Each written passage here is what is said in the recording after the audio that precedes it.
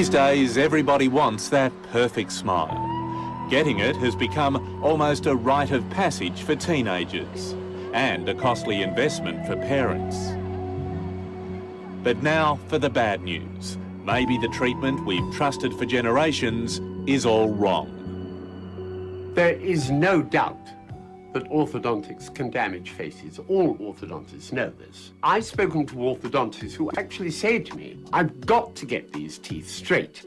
And all right, maybe it has damaged the face slightly, but you know, that's the only way I can get the teeth straight. Can you gently bite again? English orthodontist Dr. John Mew is a maverick, dead against the popular treatment we take for granted, pulling out teeth and putting on braces. Sure, you'll have nice straight teeth, but, and here's the real revelation, often your face will actually end up looking less attractive. Have you damaged faces in the past? Well, look at mine. My father treated me by taking 4 teeth up here and pulling everything back, and I've now got a very long face, very flat cheeks and a big nose. I might have been a good-looking chap. To get a clearer idea, you should meet identical twins Ben and Quentin Creed. They're a classic test case. Ben had traditional treatment, 4 teeth out and braces. Quentin tried Dr. Mew's method, no extractions, no braces. Now, you can definitely tell them apart. Quentin, what's your opinion of the result? Well, I think it speaks for itself, doesn't it? I mean, it's blatantly different from being a mirror image to having different features altogether. I've got more pronounced cheeks, longer jawbone, more pronounced than my brother's, bigger smile, more full of lips. I've got a longer face, the smaller smile, less pronounced features, and just generally more of a flatter face. Do you see that as a result of braces and extractions? Yeah, it's probably due to the extractions and the braces that I had, yeah. In this face, the upper jaw is back. The crux of Dr. Mew's argument is that extraction and braces push the face back, making it flatter and longer. The orthodontists prefer what they call a straight face. I like a full face with the front part of the face further forward. All your film stars have that face. So how does Dr. Mew achieve this kind of film star good looks, straight teeth and perfect cheeks and lips? Well, to put it simply, instead of removing teeth to fit the jaws, Dr. Mew changes the shape and size of the jaws to fit the teeth. We took her jaw forward, although it looks too far forward there. In fact, she finished at the end of the first stage of treatment with it looking even worse here.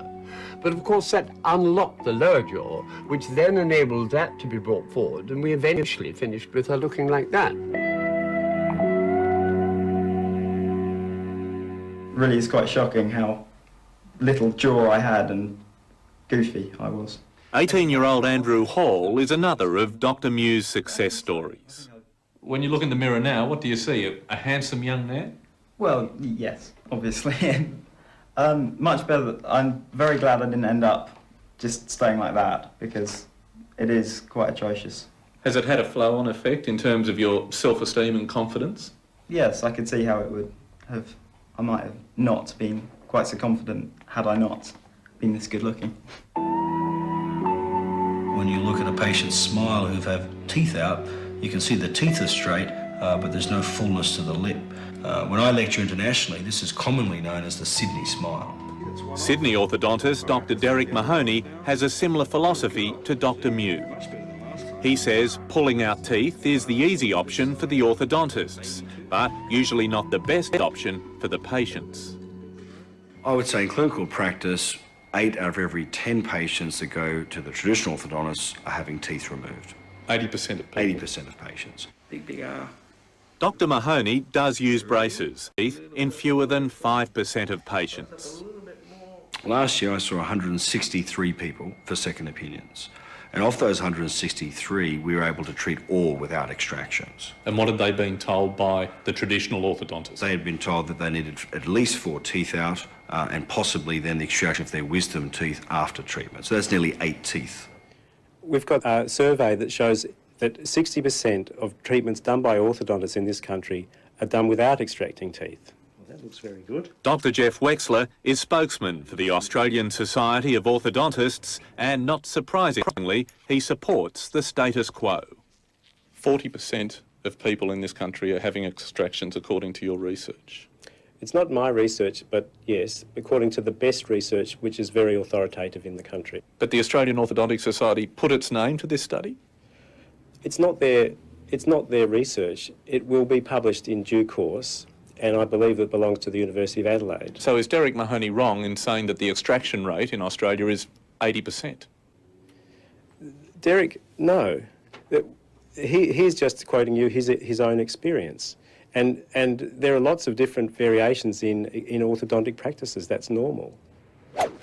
Well, how about this example? 19-year-old Michael Buggy went to 6 Sydney orthodontists for his condition, some minor crowding. All insisted he lose 4 teeth. But his mother Valerie wasn't so sure. And I was horrified because I didn't think that he had such a big problem. And I begged them not to take them out. I said, isn't there, in all the knowledge that you have and all the studying that you've done, isn't there another way? But they were quite steadfast that, no, the teeth have got to come out or the problem would come back. Finally, Valerie gave in and took Michael to the dentist for the extractions. And he was just at the point of having them out. She had all the tools in her hand. And she said, you don't want this to happen, do you? And I said, no, I don't. But what else can I do? And as luck would have it, she gave me this dentist's card and said, give him a ring. That card belonged to Derek Mahoney, and he straightened Michael's teeth without extractions. I would like to actually show these orthodontists that said to me, you'll be back, you'll be sorry. I'd like to show them his smile now, and I just wish that orthodontists would get together and give any mother like me the opportunity not to have the teeth taken out. Can I show you this patient here? Do you think he needs extractions? Well, I wouldn't. You wouldn't? No. 6 eminent orthodontists recommended to this patient's mother that he needed to have the classic 4 on the floor. What you've presented me here is part of the information. Based on what you've shown me, I wouldn't. But there might be other factors that you haven't shown me in this patient's diagnosis. He's had very successful treatment with Derek Mahoney without extractions. Does that surprise you? No. Are faces being damaged by traditional extraction type orthodontics? I haven't seen any evidence at all to say that faces are being damaged in general. Try telling that to dentist Dr Mike Fennell. He pulled out 4 of his son's teeth on the advice of an orthodontist. The result, David's face ended up looking like this. It ruined the look of his mouth. So from the nose upwards, he looked great, but from the nose downwards, he just looked terrible. But how do you tell that to your son? In fact, he looked like an old man. At the age of 18, he looked like an old man with no teeth in. Is damaged the right word? Yes, it is really. Traditional orthodontics did that to his face. They did, yes. Yes. If you look at Zoe, what's caused all this crowding is really not genetics. It's more related to the way she breathes. And if you open really wide there, Zoe, big out, you can see that narrow top jaw, V-shaped arch. Dr Mahoney says the key is to diagnose the problem and start treatment at an early age. And the problem often starts here in the roof of the mouth. When children suck their thumbs or breathe through their mouths, it can be pushed in. And this narrowing can have a knock-on effect. The lower jaws force back and down, producing what most of us would call buck teeth. We can treat as early as 6 and 7. The benefit of treating early is that we're working with growth, and as a result, we're making the space before the eruption of the teeth. So I think age is the most important factor that separates the new approach to orthodontics to the traditional approach. 90% of orthodontic treatment is done in Australia according to the education and training of the specialists. It's done after the age of 10. And the main reason, I think, is simply that the teeth don't come through until after the age of 10. But Doctors Mew and Mahoney would argue that it is imperative to treat them at a young age because that's when they're growing. That's where they can change the mouth structure and the jaw structure. Once again, you've got one or two people going against the rest of the orthodontists in the country who think that a few people should be treated early. Probably most people should be assessed early to catch the few, and the rest should be followed closely and treated at the most appropriate time, which turns out to be later. It's very easy to have a production line in orthodontics where everyone comes in at a certain age, has a certain number of teeth out, and goes through the orthodontic process. I think a lot of traditional orthodontists aren't used to dealing with young children, and as a result, it's a far easier approach for them to deal with the mainstream 14-year-old extraction type case. What, young kids just put in the too hard basket? Absolutely. Is patients' welfare being compromised here? I think patients' choice is certainly been denied, and ultimately patients' end results aren't as good as they could be. I'm saddened for the profession to think that there's so many people who aren't willing to offer their patients at least the choice. It would be slightly better if her cheeks were a little fuller, like that. Dr Mahoney and Dr Mew are by no means alone in this crusade, but they're battling against a powerful establishment. It's amazing. If you challenge conventional orthodoxy, you will be resented.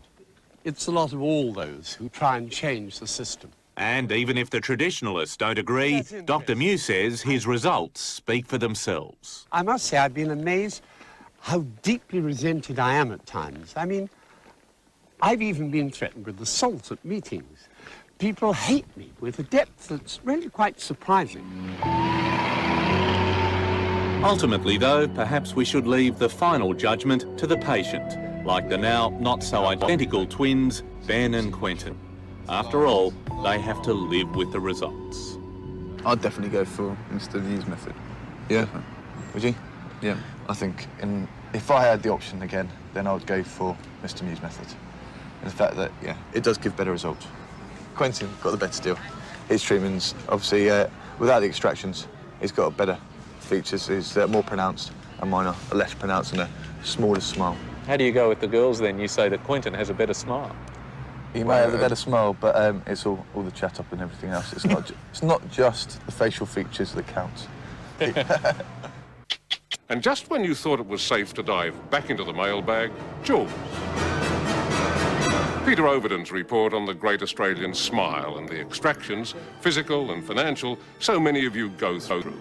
It's painful, expensive, and maybe unnecessary. Last year I saw 163 people for second opinions. And of those 163, we were able to treat all without extractions. And what had they been told by the traditional orthodontists? They had been told that they needed at least 4 teeth out and possibly then the extraction of their wisdom teeth after treatment. So that's nearly 8 teeth. I'm a general dental practitioner, and I absolutely agree with Dr. Mahoney that patients who undergo orthodontic treatment have teeth extracted. I was delighted to see your program because perhaps now parents will start asking more questions about treatment offered to their kids. Take them out, don't take them out. For some, it's all too hard. Why don't people accept that what they're born with is what they're meant to have, and that interfering with nature is not necessarily free from unwanted side effects?